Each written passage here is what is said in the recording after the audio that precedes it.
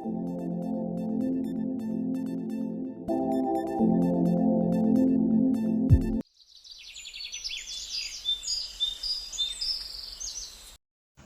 اللہ الرحمن الرحیم۔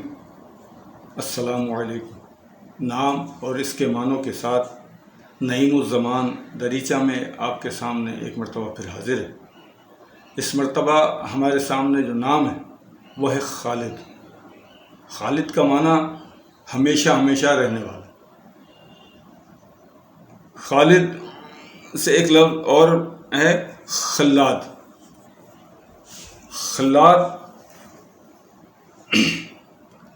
اس کے معنی، خلاد کے معنی عمر درازی کے باوجود، یعنی لمبی عمر کے باوجود جوان نظر آتے رہنا، خلاد۔ یہ ایک صحابی کا نام بھی ہے، خلاد بن سوید۔ آپ نبی پاک صلی اللہ علیہ وسلم کے بڑے پیارے صحابی تھے۔ ایک جنگ میں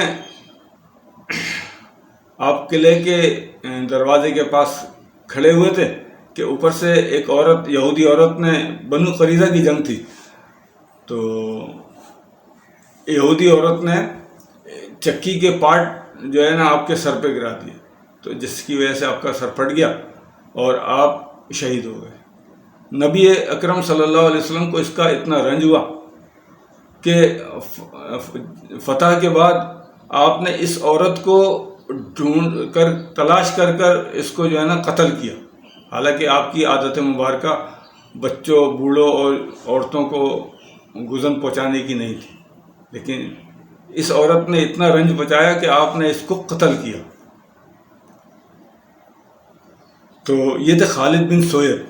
اچھا، خالد سے ایک لفظ خلا بھی ہے۔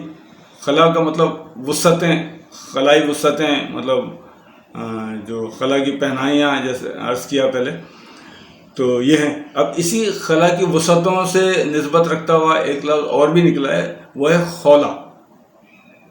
خولا جو خلا کی وسعتیں لیے ہوئے، مطلب یہ ایک مونس نام ہے، خولا۔ تو اس نام کی جو صحابیات بھی ہیں، سب سے پہلے خولا بنت منظور حضرت حسن کی زوجہ تھیں اور حضرت حسن مثنہ کی والدہ۔ حضرت خولا بن ثعلبہ، پھر خولا بنت حکیم، یہ حضرت عثمان بن مظعون کی زوجہ کا نام ہے۔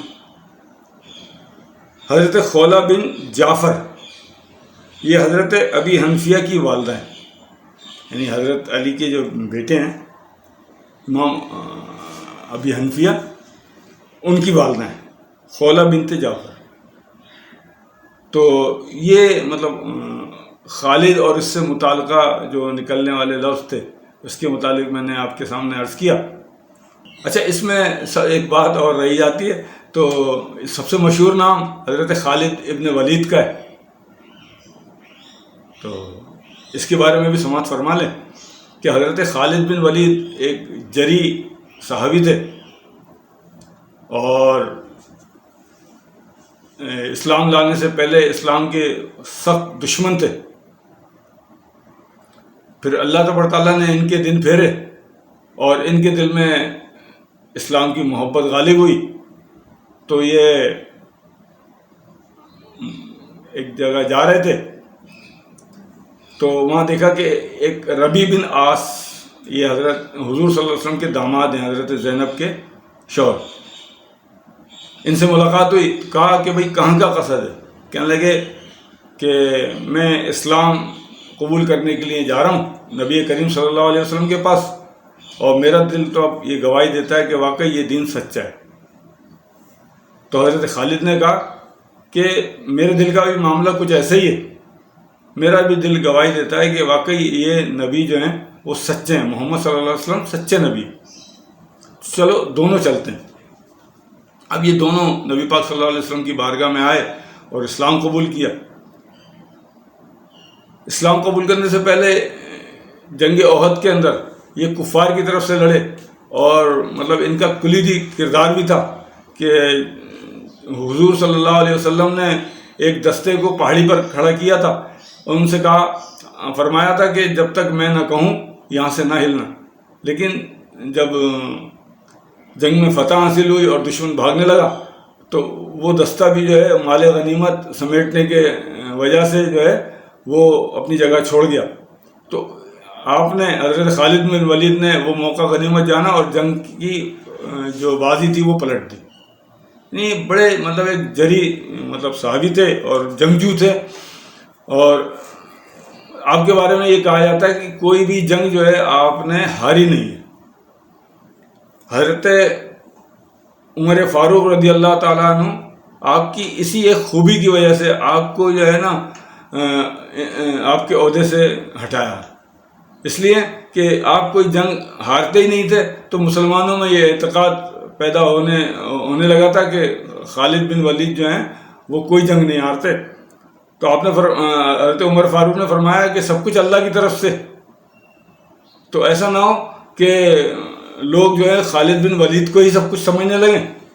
تو آپ نے ان کو اس عہدے سے ہٹا دیا اور عبیدہ ابن الجراح کو آپ کی جگہ متعین کیا. تو یہ تھے خالد بن ولید، جن کا نام مطلب خالد کے متعلق جو ہم نے آپ کے سامنے عرض کیا. اور یہ شخصیات جو میں نے آپ کے سامنے عرض کی، امید ہے آپ کو پسند آئی ہوں گی اور ان کے معنی پسند آئے ہوں گے. اگر میری باتیں آپ کو اچھی لگیں تو ہمیں کمنٹ ضرور کریں. انسٹاگرام، فیس بک، یوٹیوب پر ہم سے رابطہ کر سکتے ہیں. اپنے نام کے، اپنے پیاروں کے نام کے معنی اگر آپ کو معلوم کرنے تو وہ بھی ہم سے رابطہ کر سکتے ہیں. ہم آپ کی خدمت کے لیے حاضر ہیں. فقط والسلام.